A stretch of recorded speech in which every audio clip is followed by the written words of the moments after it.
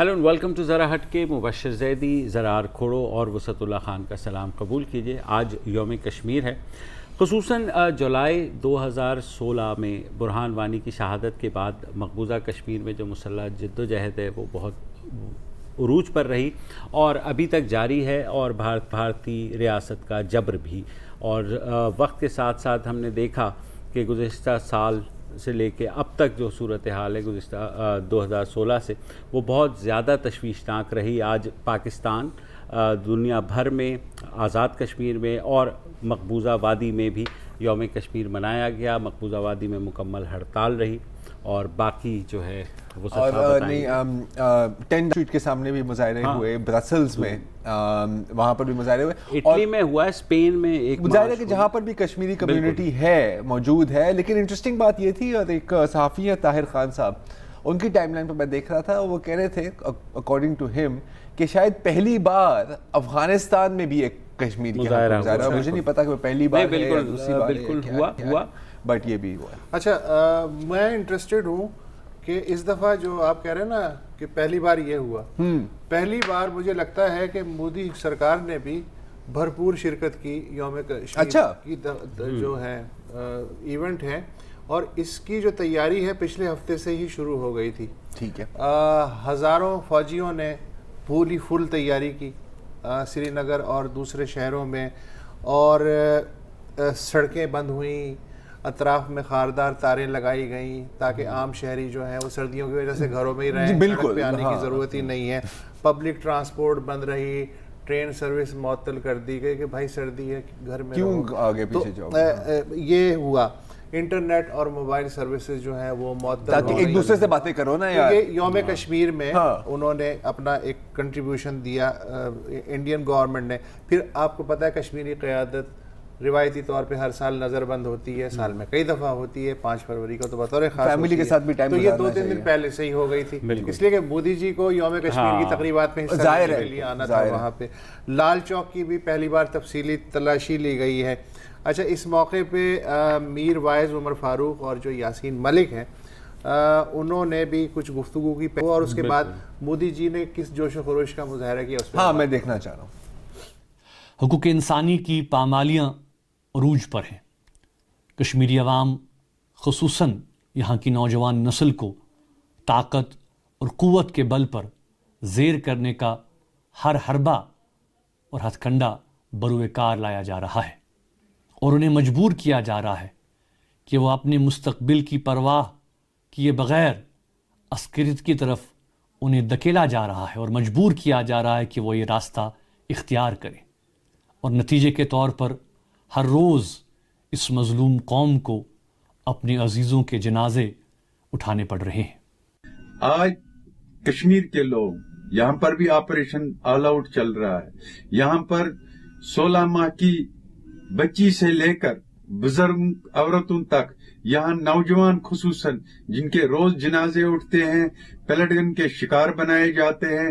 گھروں کو یا تو آگ کے ذریعے آگ لگائی دی جاتی ہے یا بلاسٹ کیا جاتا ہے.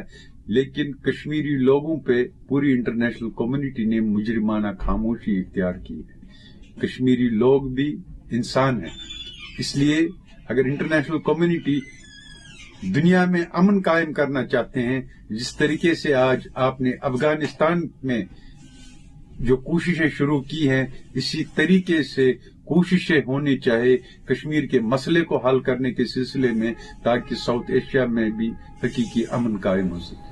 اچھا، میروائز صاحب اور یاسین صاحب یہ سمجھے جاتے ہیں پرامن حریت پسند رہنما یا پرامنوں کی قیادت ایک طرح سے. ابھی آپ میروائز کی بھی سن رہے تھے کہ آپ دھکیل رہے ہیں لوگوں کو ٹورڈز وائلنس. حال میں جو شاہ محمود قریشی صاحب اور میروائز صاحب کے بیچ میں گفتگو ہوئی ہے، اس پہ انڈیا کا جو ریئیکشن ہے کہ آپ ان لوگوں سے باتیں کر رہے ہیں جو دہشت گرد کاروائیوں میں ملوث ہے. تو اگر آپ کو یہ دہشت گرد لگ رہے ہیں تو پھر تو اللہ ہی خیر کرے. لیکن مودی کی ظاہر ہے کہ یہ پرائیورٹی نہیں ہے. لیکن میں اس میں انٹرسٹڈ ہوں کہ مودی نے یوم کشمیر کی جو تقریبات، جی بالکل، اس میں پہلے سے سنڈے کو ہی وہ پہنچ گئے تھے. پہلے وہ لداخ گئے، وہاں ایک یونیورسٹی کا افتتاح کیا. اس کے بعد وہ سری نگر گئے اور انہوں نے بند کمرے میں ایک جلسے سے خطاب کیا جس میں سرکاری ملازمین جو ہیں اور اہلکار جو ہیں وہ شریک ہوئے اور انہوں نے کشمیری زبان میں بھی کوئی 38 سیکنڈ گفتگو کی, تو اس سے انہوں نے دل موہ لیا. اچھا, اور انہوں نے ظاہر ہے کہ ٹھنڈی قسم کی باتیں کی, لیکن جب وہ جموں پہنچے تو ان کا جو ہے وہ سلسلہ ایگریسو تھوڑی ٹون ہو گئی, اور انہوں نے کہا کہ ہم دہشت گردی کی کمر توڑ دیں گے, اور جس طرح ہم نے پچھلے سال سرجیکل سٹرائک کر کے میسج دیا ہے دہشت گردوں کو, تو دنیا کو اب پتہ چل جانا چاہیے کہ ہماری نئی اسٹریٹجی کیا ہے. تو پوری مووی بھی بنی ہے جو شاید ایکچوئل سٹرائک سے زیادہ چیزیں ہو گئی جی. لیکن بھلا ہو بی جے پی گجرات نے ایک چھوٹا سا ٹکڑا جاری کر دیا کہ مودی جی کی جو سری نگر میں سرگرمی ہے اس کے بارے میں, تو اس نے ان کے سارے دورے کو جو ہے لپیٹ میں لے لیا. جھیل ڈل میں چل رہا ہے, اگر اس کو ہم تھوڑی دیر فل سکرین پر چلا سکے بڑی مہربانی ہوگی. جھیل ڈل میں جو ہے آپ دیکھ رہے ہیں کہ ایک کشتی ہے, اس میں مودی جی ہیں اور وہ ہاتھ ہلا رہے ہیں, اللہ جانے کہ وہ کسے ہاتھ ہلا رہے ہیں. اس بارے میں ہندوستان میں بھی اور پاکستان میں اور باقی دنیا میں ٹویٹس کی بہار ہے, ٹرولنگ کی بہار ہے, طوفان ٹویٹ. اگر آپ چاہیں تو وہ طوفان بدتمیزی ہے. تھوڑا اچھا اتنی بدتمیزی ہے, چلو بتا ہی دو, میں بتا دیتا ہوں. اچھا, اور اس پہ بڑے بڑے دگگج ہیں, مثلا سابق وزیر اعلیٰ جو ہیں بھارت کے زیر انتظام کا اسپیکر عمر عبداللہ صاحب, انہوں نے کہا کہ جس نے بھی یہ جھیل میں ویڈیو بنائی ہے مودی صاحب کی ویو کرنے کی, اس نے ان لوگوں کو نہ دکھا کے وزیر اعظم سے زیادتی کی ہے جو وزیر اعظم کو دیکھ کے گرم جوشی سے ہاتھ ہلا رہے ہیں. ایسا ہو ہی نہیں سکتا کہ وزیر اعظم صرف جھیل کو ہاتھ ہلائے. عمر عبداللہ خیر خواہ ہیں مودی صاحب کے, یہ تو کلیئر. سابق وزیر اعلیٰ ایک اور ہے محبوبہ مفتی, انہوں نے کہا جی مودی جی کشمیر میں بی جے پی کے بے شمار خیالی دوستوں کو دیکھ کر ہاتھ ہلاتے ہوئے. اس پہ ان کی ٹویٹ یہ ہے. یوسف جمیل بہت ہی سینئر کورسپونڈنٹ ہے سری نگر میں, انہوں نے ٹویٹ کیا ہے کہ سوشل میڈیا پہ جو لوگ وزیر اعظم مودی کو خالی خلی ہاتھ ہلانے پہ زج کر رہے ہیں وہ یہ حقیقت بھول رہے ہیں کہ جھیل میں اس وقت ہزاروں سائبیریائی مائیگریٹڈ برڈز جو ہیں وہ مودی جی کے استقبال کے لیے اس لیے جمع ہو سکے کیونکہ ان پہ نقل و حرکت کی کوئی پابندی نہیں ہے. صحیح بات ہے, جس طرح شہریوں پہ شکر ہے پاکستانی کبوتر نہیں ہے, نہیں تو پھنس گئے ہوتے باس. ایک اور صاحب ہیں جیٹلی عرف وصولی بھائی, یہ وہ کراٹے والا تو نہیں ہے, پتہ نہیں. انہوں نے جو ہے ٹویٹ کی ہے کہ برائے کرم یہ مت سمجھیے کہ مودی جی خالی جھیل میں خالی خولی ہاتھ ہلا رہے ہیں, دراصل جھیل میں مودی جی مودی ویو کریٹ کرنے کی کوشش کر رہے ہیں, یہ جو 2014 میں نہیں کریٹ ہوئی, یہ بالکل وہی ہے. اچھا, ہمارے یہاں بھی سر آپ کو پتا ہے کہ کوئی کمی نہیں ہے, کوئی کمی نہیں ہے, بڑے شرارتی لوگ ہیں. اور ایک ہے ہمارا ندیم فاروق پراچا نام ہے اس کا, آپ نے شاید ملے ہوں کبھی, ان کا بھی ایک کامنٹ ہے. تو کیونکہ آپ نے وہاں دس سائڈ آف دا واگا کی بات کی ہے تو میں کہہ رہا ہوں ہم بھی اپنی تھوڑی سے حصہ ڈالیں اس کے اندر, this side of line of control, sorry جو بھی کہنا چاہے. تو انہوں نے بھی کہا کہ کوٹ ہے جی, ہیلو پہاڑ, ہیلو درخت, ہیلو پالی, او لوگ بطخ, ہیلو بطخ. تو یہ کر رہا ہے, بالکل سب نے کیا بچپن میں ویسے. اچھا, لیکن اب ظاہر ہے کہ جب اتنا مذاق اڑتا ہے, لوگ نان سیریس ہیں اور مودی جی کی جو سیریس ایفرٹ ہے اس کو انڈرمائن کرنے کی کوشش کریں, تو جو سرکاری نیوز ایجنسی ANI اس نے جو مودی جی کی تصویر جاری کی سری نگر کی, اس کو کراپ کیا باقاعدہ, اور اسکرین پہ نظر آ رہی ہے یہ وہی کشتی ہے. اس میں کشتی آپ کو غائب نظر آئے گی, اس میں آپ کو کوئی پرندے نظر نہیں آئیں گے, جھیل نظر نہیں آئے گی, صرف پہاڑ نظر آئیں گے, اور مودی جی کا 56 انچ کا جو سینہ ہے وہ آپ دیکھ سکتے ہیں. بالکل. تو اس طرح جو ہے اس سے جان چھڑانے کی کوشش کی جا رہی ہے. تو اتنی حمایت ہے مودی صاحب کی. I think a picture speaks 1,000 words. جہاں تک ہماری فورن پالیسی کا سوال ہے, ظاہر ہے اس پہ بھی بات ہوتی تھی. فورن پالیسی نہیں, فورن پالیسی. اچھا, فورن پالیسی. لیکن جیسے ہم نے پہلے بھی بات کی کہ جب سے برہان وانی کے بعد سے جو ریزسٹنس وہاں تیز ہوئی ہے, تو پاکستان کی جو فورن پالیسی ہے میرے خیال میں اس سے زیادہ مودی کی پالیسی ہیلپ کر رہی ہے اس مسئلے کو اجاگر کرنے میں. 2017 میں جو UN کی رپورٹ آئی تھی بہرحال, اس میں تو خاصا وہ کیا گیا تھا. لیکن آج بھی جو مین بڑے سارے لوگ سوال اٹھا رہے وہ یہی ہے کہ کیا بین الاقوامی برادری جو ہے وہ اس طرف رخ کرے گی, دیکھے گی, یا صرف نظر کرے گی, کیونکہ اتنا زیادہ ہو رہا ہے. بات مجھے بتائیے جو میں بچپن سے سن رہا ہوں بین الاقوامی برادری یہ ہوتی کیا ہے ویسے؟ ہاں یہ بھی ایک بڑی انٹرسٹنگ چیز. کیوی ایک پرندہ ہے, کیا تم نے اس کو دیکھا ہے اور کہاں وہ ملتا ہے؟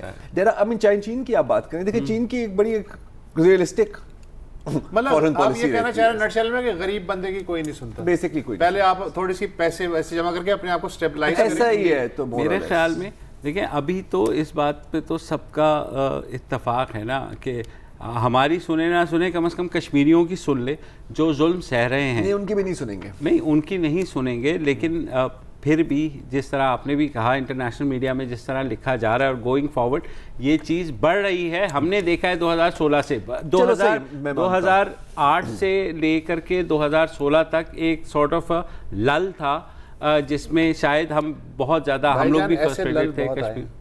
ہاں نہیں بات آپ کی بالکل صحیح ہے. اینڈ آئی مین ایک مومنٹ ہے اور اس میں کشمیری ڈائسپورا کا بھی بہت بڑا ہاتھ ہے. Let's not forget that. اور جب تک یہ ہیومن ایلیمنٹ کو ہائی لائٹ کرتے رہیں گے تو اگنور کرنا مشکل ہوتا ہے. لوگ پھر بھی کریں گے لیکن کم از کم آپ نے ان کا کام تھوڑا مشکل کر دیا ہے. یہ ٹھیک وقفہ لے لیں. چلے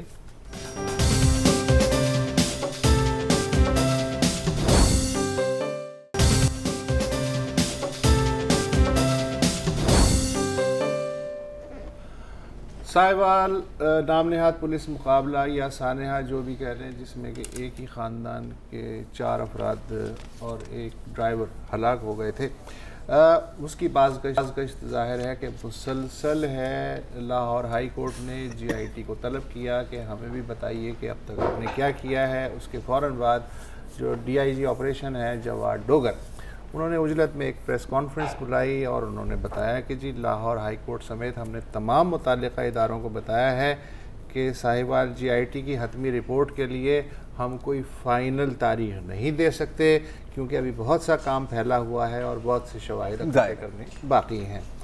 ابھی یہ طے ہونا بھی باقی ہے کہ جو ڈرائیونگ کر رہے تھے صاحب ذیشان وہ دہشت گرد تھے یا نہیں.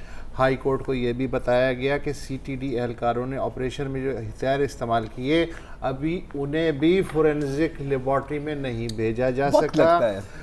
سی ٹی ڈی کے ساہیوال دفتر کا ویڈیو ریکارڈ بھی جی آئی ٹی ابھی تک حاصل کرنے کی کوشش کر رہی ہے تاکہ یہ پتہ چلا جا سکے کہ آپریشن سے پہلے اور بعد میں اس دفتر میں کون کون سے اہلکار آئے گئے.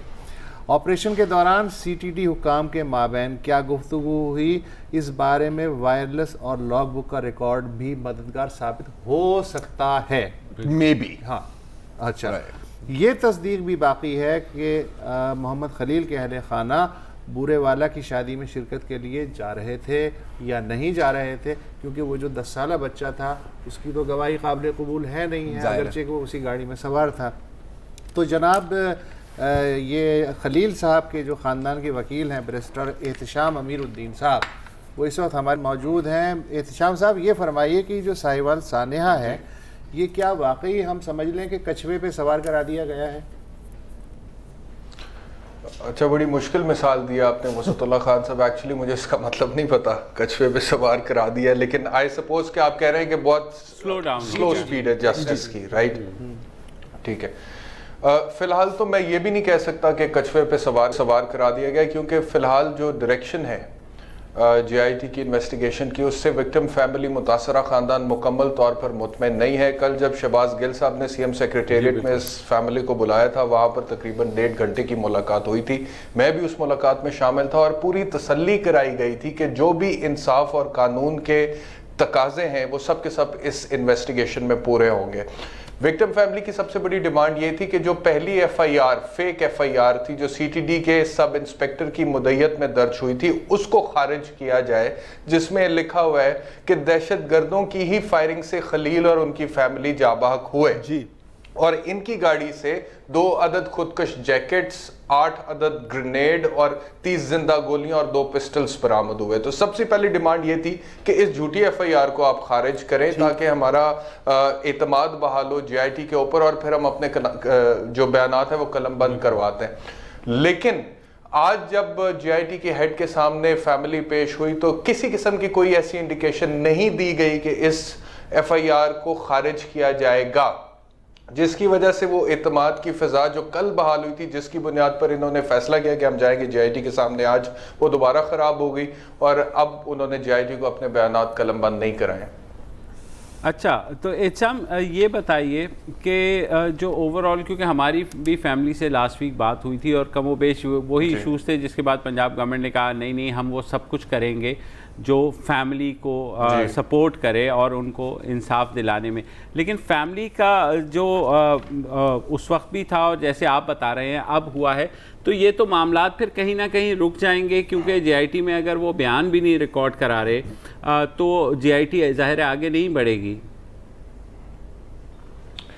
دیکھیے اس کے دو پہلو ہیں، میرے ایکو بہت آ رہی ہے کان میں میری آواز کی، اگر اس کو مینیج کر دیا جائے۔ اچھا، وہ ہم پروڈیوسر صاحب کہہ دیتے اگر اس کو پلیز مینیج کر لیں۔ آپ فرمائیے۔ ٹھیک ہے، دیکھیے ایک تو JIT کا کام ہے، مبشر زیدی صاحب، جو بھی سرکمسٹانشل واقعاتی شہادت ہے، موقع سے جو خول برآمد ہوا ہے ان کو انہوں نے تحویل میں قبضے میں لینا تھا۔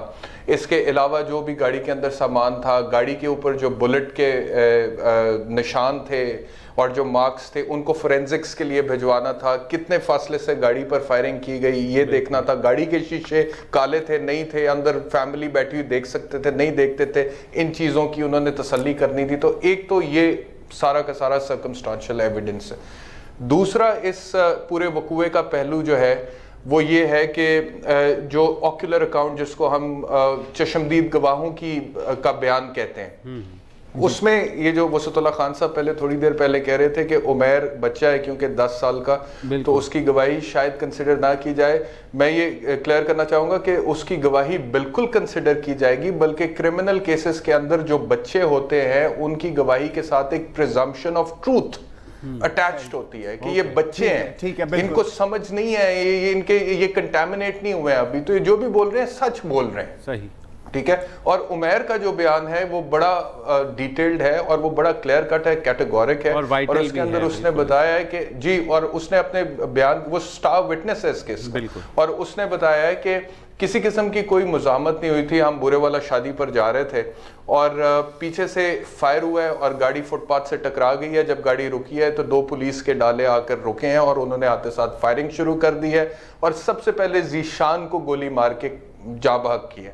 آپ کیا کہہ رہے ہیں کہ اس کی شہادت اصولاً داخل ہونی چاہیے یا ہوگی؟ کیونکہ لاسٹ جو ہم نے اس کے بارے میں سنا تھا، تھوڑا سا کنفیوژن پھیلانے کی ایڈیشنل چیف سیکرٹری نے یہ کہہ کے کہ جی وہ تو بچہ ہے اور اس کی شہادت کی کوئی اہمیت نہیں ہے، تو ایک کنفیوژن تھا، کلیئر ہے۔ تو لیگلی آپ کہہ رہے ہیں کہ یہ شہادت ریکارڈ ہو گئی ہے یا ہوگی؟ یہ اگر ایڈیشنل چیف سیکرٹری صاحب جنہوں نے بھی یہ بات کی ہے، بالکل ہی فضول بات ہے، بالکل ہی بودھی دلیل ہے، قانون میں ایسی کوئی بات نہیں ہے۔ اگر کوئی 10 سال کا بچہ بھی ہے، کرمنل کیس ہے اور وہ سٹار وٹنس ہے تو اس کا ایویڈنس ہوتا ہے اور بہت اہم گواہی ہے اس کی۔ وہ کس طرح سے کہہ سکتے ہیں کہ وہ بچہ، اس کی بات پر یقین نہیں کیا جا سکتا۔ I can present you hundreds of precedents جہاں پہ بچوں کی گواہیوں کے اوپر کنوکشنز ہوئی ہیں۔ اوکے، کیونکہ انہوں نے یہ بیان جو ہے سینٹ کی جو انسانی حقوق کی کمیٹی ہے اس کے سامنے دیا تھا، اور ساتھ ہی انہوں نے یہ بھی کہا تھا کہ ابھی مجھ سے ایڈوانس میں لکھوا لیں کہ جناب یہ جو فائنڈنگ آئے گی اس میں یہی ہے کہ ذیشان دہشت گرد تھا اور فیملی جو ہے وہ غلطی سے ماری گئی۔ لیکن اب یہ صاحب ہمیں بالکل ہی کچھ اور بتا رہے ہیں، اور بھی بہت سوالات ہیں۔ بالکل، ایک چھوٹا سا وقفہ لیتے ہیں اور وقفے کے بعد جب واپس آتے ہیں تو ان سے اور بھی باتیں پوچھیں گے، کیونکہ فصیل اصغر صاحب نے کافی باتیں کہی ہیں سینٹ کے سامنے۔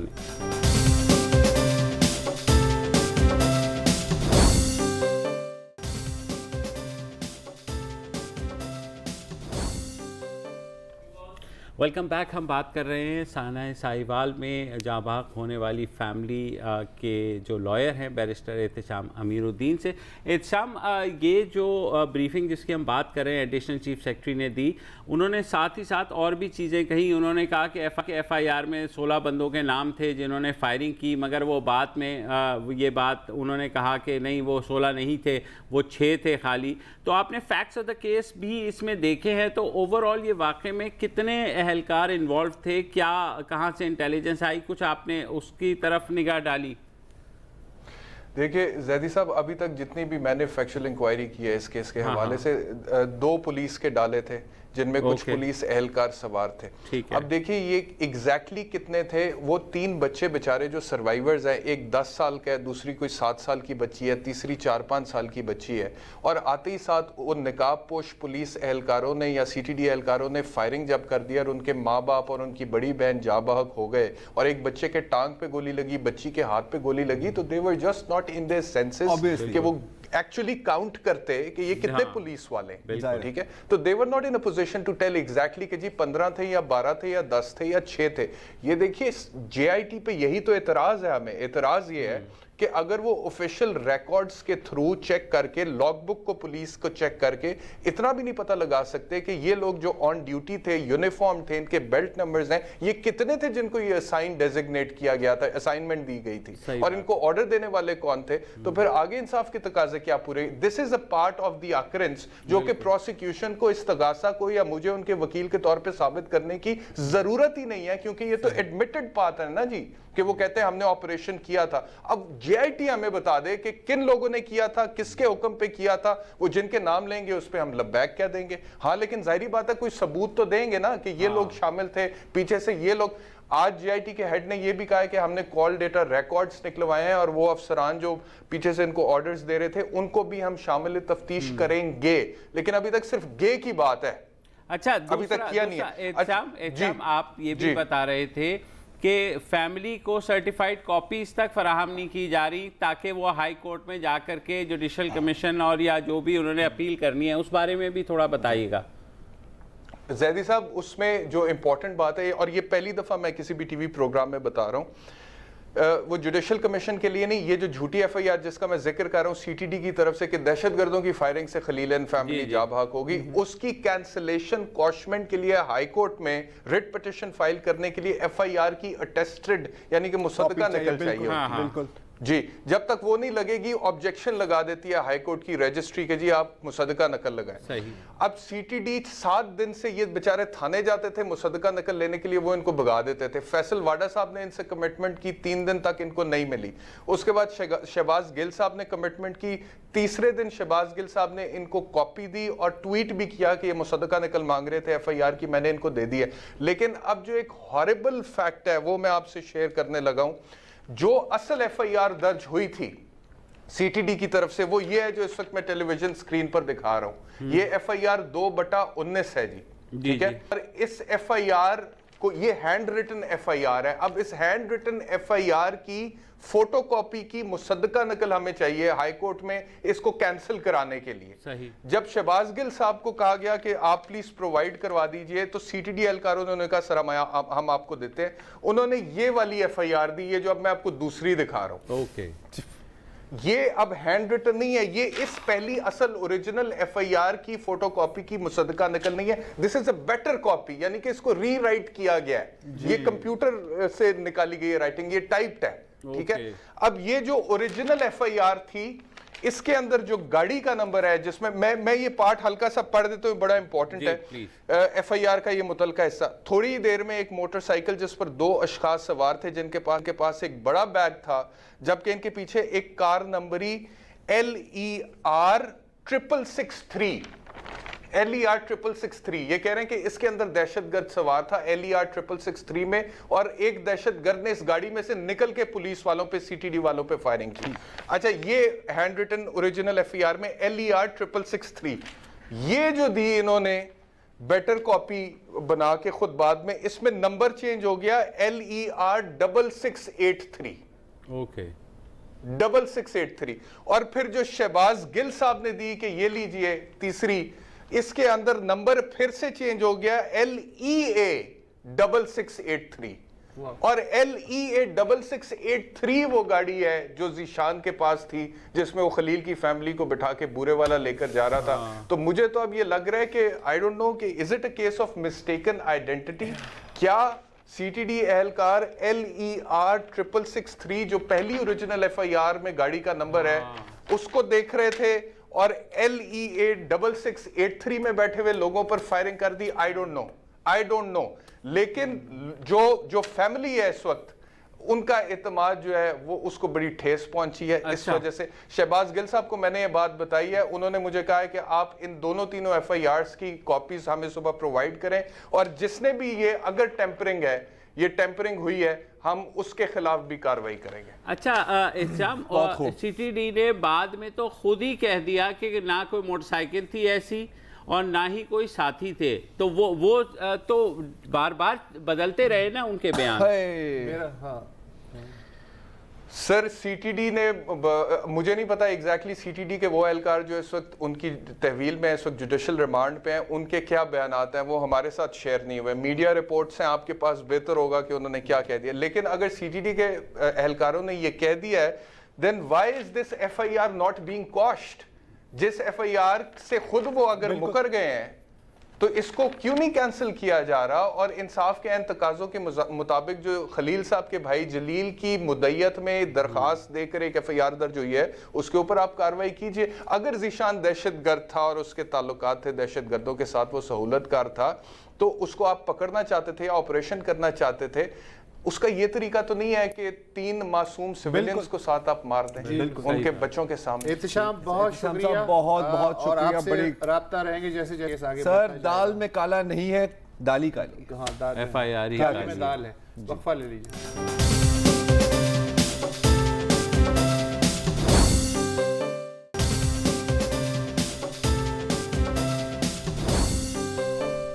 جب بھی کسی جرم یا کسی واردات کی خبر آتی ہے, چاہے وہ قتل کا کیس ہو, اغوا کا کیس ہو یا ریپ کا کیس ہو, تو ہمارا ایک تکیہ کلام ہوتا ہے, ہم وہی سوال پوچھتے ہیں بار بار کہ حکومت کہاں ہے, حکومت کیا کر رہی ہے, حکومت ایکشن کیوں نہیں لے رہی. حال میں ایک ویڈیو آئی سوشل میڈیا پر, ہو سکتا ہے آپ نے بھی دیکھی ہو اپنی ٹویٹر ٹائم لائن پر یا اپنے فیس بک فیڈ پر یا کسی نے آپ کو واٹس ایپ کی ہو. زیادہ گفتگو کرنے سے پہلے ایک دفعہ آپ کو وہ ویڈیو دوبارہ دیکھتے ہیں.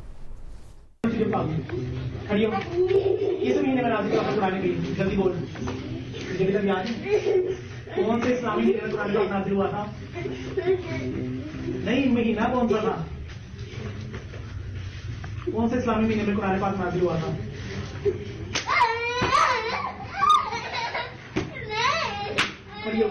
کھڑی ہو رمضان کے مہینے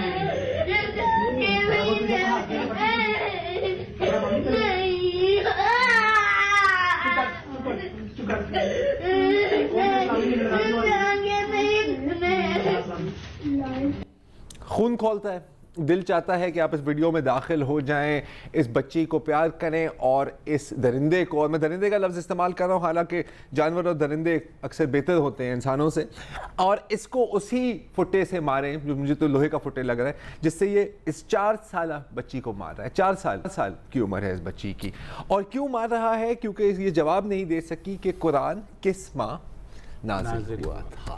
4 سال کی بچی. ٹھیک ہے, اس پر آپ نے C42 دیکھا ہوگا. یہ ویڈیو جس نے بھی بنائی, اور آپ دیکھ رہے ہیں کہ جو بنا رہا ہے وہ چھپ کے بنا رہا ہے, مطلب شاید وہ بھی وہاں کا اسٹوڈنٹ ہے, ٹیکسٹ بک میں اس نے چھپایا ہوا ہے, ظاہر ہے. اس نے C42 کو یہ خبر دی, وہاں پر یہ خبر چلی, اور پچھلے 2-3 دنوں سے مجھے نہیں علم تھا کہ اس پر کوئی پیش رفت ہوئی ہے یا نہیں ہوئی ہے. تو آج شہزاد روئے صاحب نے اس پر ٹویٹ کی کہ یہ کیا ہو رہا ہے, اس پر میں نے جواب دیا. تو پنجاب ایجوکیشن ڈپارٹمنٹ, اگر میں صحیح یاد کر رہا ہوں, انہوں نے جواب دیا, اور ڈاکٹر مراد راس جو provincial minister for Punjab for school education Punjab کے ٹویٹر اکاؤنٹ نے مجھے بتایا, ان کی ایک ٹویٹ انہوں نے مجھے دکھائی, اتوار کی تھی, جس میں اس نے کہا تھا کہ ابھی مجھے یہ ویڈیو ملا ہے اور جانور کے ساتھ ہم نپٹیں گے, میک نو مسٹیک. اور ایسا ہی ہوا. اب ہم ہمیشہ تنقید کرتے ہیں نا کہ جب حکومت ایکشن نہیں لیتی, جیسے ساہیوال کی آپ بات کر لیں یا اگر آپ رمشا بسان کی بھی بات کریں, ہم تنقید کرتے ہیں, ہمارا کام ہے, ہمارا اور کیا کہنے کے لیے واپس ہے بھی کیا. لیکن اس میں پولیس, حکومت نے اور پولیس نے ایکشن لی. کیا ہوا کہ ایک تو یہ تھے شاد باغ, لاہور کے شاد باغ علاقے میں ایک پرائیویٹ ٹیوشن سینٹر میں یہ پڑھاتا ہے بچوں کو. کس طرح پڑھاتا ہے آپ نے دیکھ لیا. اس کو تھانے بلایا گیا پولیس نے اس کو تھانے لے گئے, اور یہ جو ٹیوشن سینٹر ہے جو ان رجسٹرڈ تھا, اس کو شو کاز نوٹس دیا گیا ہے. امید ہے کہ ٹیوشن سینٹر کے خلاف جو کارروائی ہے وہ حکومت کی جانب سے چلے گی. लेकिन फिर क्या हुआ, ये गया थाना और इसका नाम है इम्तियाज़, इस बंदे का नाम जानना चाहिए ज़रूरी है। जब ये थाने के पास गया तो पूरे मोहल्ले के जो बड़े लोग हैं या मोहल्ले के मुअज़्ज़िज़ीन इलाका वो वहाँ पहुँचे और कहा कि सर नहीं जी देखें सर ऐसा तो नहीं करें ना सर, छड़ दो जी, गलती हो गई जी, बंदा इंसान है, ठीक है ना। और सोने पे सुहागा, समा टीवी की रिपोर्ट मैं पढ़ रहा हूँ अभी तो बस थोड़ी देर पहले ही, वालदैन, बच्चों के वालदैन का बयान अकॉर्डिंग टू समा टीवी, उन्होंने कहा कि हमने हमेशा इसके पास ही अपने बच्चे भेजे हैं और हम अब भी इसके पास ही अपने बच्चे भेजेंगे कि तो छोटी मोटी सी बीटिंग है, इससे कोई फर्क नहीं पड़ता। अब यहाँ पर हम किसको कसूरवार ठहराएं? ठीक है, बहुत लोगों ने जब इस पर जब ये पहले वीडियो आई थी उसने कहा कि जो वीडियो बना रहा है उसने क्यों नहीं कुछ किया। हो सकता है वो भी कोई 10 साल का बच्चा हो, 12 साल का बच्चा हो। अच्छा, अगर आप देख रहे हैं जो बाकी बच्चे बैठे हुए हैं वो ऊपर भी नहीं देख रहे, मामूल है उनके लिए, ये हर रोज होता होगा। और जिस तरह इस बच्ची को मार पिट रही है ये नामुमकिन है यार, हम सब के बच्चे हैं, ये नामुमकिन है कि उसने अपने वालिदैन को नहीं बताया होगा। वालिदैन ने जो अगर उनका एटीट्यूड, ये जो रिपोर्ट हो रहा है वो सच है, उसने कहा ठप तू क्यों बोल रही है, उस्ताद है तेरा, ठीक है। तो वो वालिदैन ना सिर्फ इस बात से उनको कोई फर्क नहीं पड़ता कि उनके बच्चों को मार पड़ रही है, उनको क्या फर्क पड़ेगा किसी और के बच्चों को मार पड़ रही है। और जो इलाके के मुअज़्ज़िज़ीन हैं, शुरफा, मतलब उनको भी कोई फर्क नहीं पड़ा, कहीं मैटर ही नहीं करती। नहीं, कहीं मैटर नहीं करती। तो माय पॉइंट इज कि बिल्कुल यार हम हुकूमत को तनकीद का निशाना बनाएं। यहां पर हुकूमत ने एक्शन लिया है, फेल किसने किया है? हमने बतौर सोसाइटी।